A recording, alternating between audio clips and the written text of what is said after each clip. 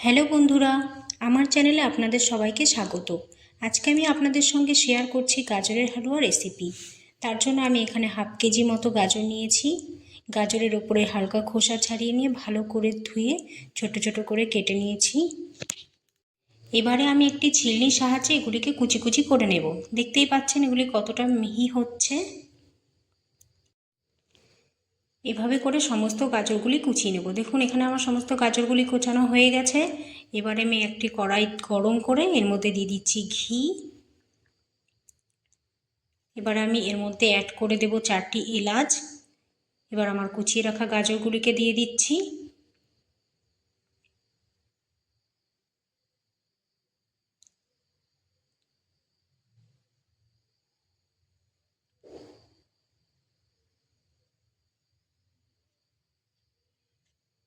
সমস্ত গাজরগুলি দেওয়া হয়ে গেছে। এবার আমি ভালো করে এগুলিকে ভেজে নেব। ভালো করে এগুলো কম আঁচে রেখে এগুলোকে ভালোভাবে ভাজতে হবে, তাহলে এখানে গাজরের একটা কাঁচা গন্ধ থাকে সেটা চলে যাবে। ওভেনের অন্য সাইডে আমি 1 লিটার মতন দুধ ফোটাতে দিয়েছিলাম। দুধটা ফোটানো হয়ে গেছে। সমস্ত ভাজা গাজরগুলিকে এর মধ্যে আমি অ্যাড করে দিচ্ছি।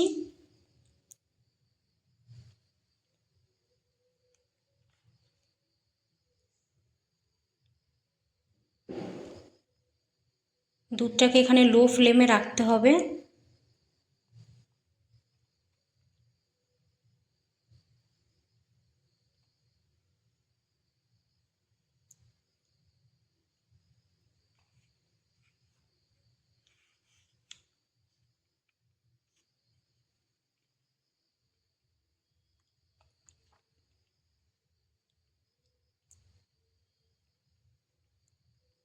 সমস্ত গাজরগুলি দেওয়া হয়ে গেলে এগুলি ভালোভাবে দুধের সঙ্গে মিশিয়ে নিতে হবে। ঘন ঘন নাড়াচাড়া করে রাখতে হবে। খেয়াল রাখতে হবে যাতে তলায় না লেগে যায়।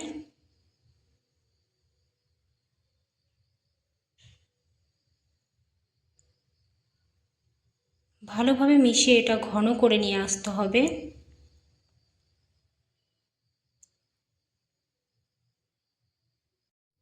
নাড়াচাড়া করতে করতে একটু ঘন হয়ে আসলে এর মধ্যে আমি অ্যাড করে দেব স্বাদ মতন চিনি।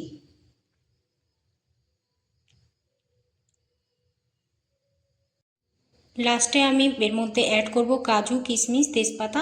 এগুলিকে আমি অন্য সাইডে ঘি দিয়ে ভালোভাবে ভেজে নিচ্ছি।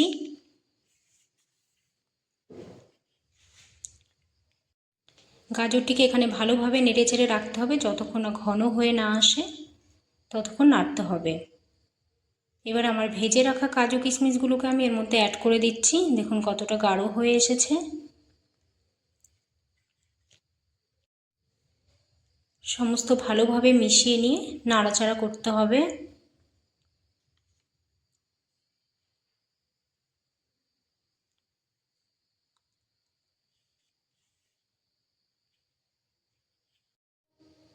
এভাবে সমস্ত মিশিয়ে নাড়াচাড়া করতে করতে যখন গাজরের হালুয়াটা গাঢ় হয়ে আসবে তখন এটি রেডি হয়ে যাবে। এটিকে আপনারা ফ্রিজে রেখে ঠান্ডা করে খেতে পারেন, অনেক সুন্দর স্বাদ লাগে এবং অনেক দিন ধরে রেখেও খেতে পারবেন।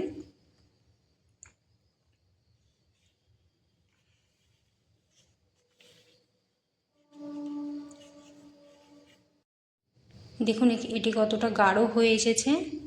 গাজরের হালুয়া রেডি হয়ে গেছে। ভিডিওটি ভালো লাগলে লাইক, কমেন্ট, শেয়ার করবেন। নতুন নতুন ভিডিও পেতে আমার চ্যানেলটিকে ফলো করবেন। সবাই ভালো থাকবেন, সুস্থ থাকবেন। ধন্যবাদ।